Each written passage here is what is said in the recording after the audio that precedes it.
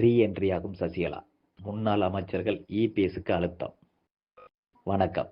திமுக தற்போது தனது கூட்டணியை வலிமையாக வைத்துள்ளது.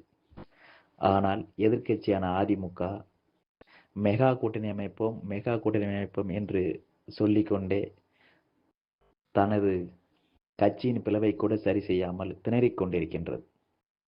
இந்த நிலையில் அதிமுகவை விட்டு வெளியேறிய செங்கோட்டையன் விசையோடு சேர்ந்து தாவேகாவை வலிமைப்படுத்திக் கொண்டிருக்கிறார்.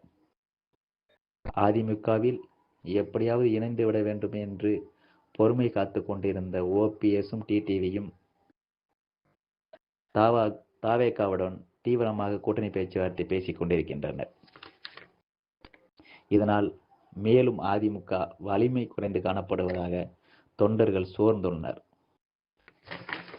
குறிப்பாக முன்னாள் அமைச்சர்கள் தனது தொகுதியில் கூட வெற்றி பெறுவது என்பது கேள்விக்குறியாகியுள்ளது. இதனால் அச்சம் கொண்ட மூத்த நிர்வாகிகள் எப்படியாவது சின்னம்மா சசிகலாவை ஏதாவது ஒரு கௌரவ பதவியை கொடுத்து அதிமுகவில் இணைக்க வேண்டும் என்று இபிஎஸ்ஸுடன் மறைமுகமாக வலியுறுத்தி வருகின்றனர். மேலும் இபிஎஸ் மகன் மிதுனிடம் சில மூத்த நிர்வாகிகள் நேரில் வலியுறுத்துவதாகவும் தகவல் கூறப்படுகிறது.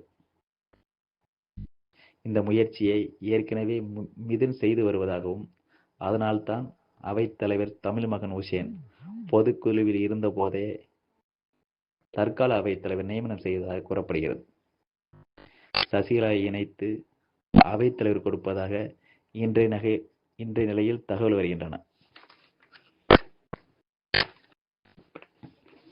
கடைசி முயற்சியாக சசிகலாவை அதிமுக இணைக்கவில்லை என்றால் அதிமுகவின் அழிவை யாராலும் தடுக்க முடியாது என பல சீனியர்களே புலம்பிக் கொண்டிருக்கிறார்கள்.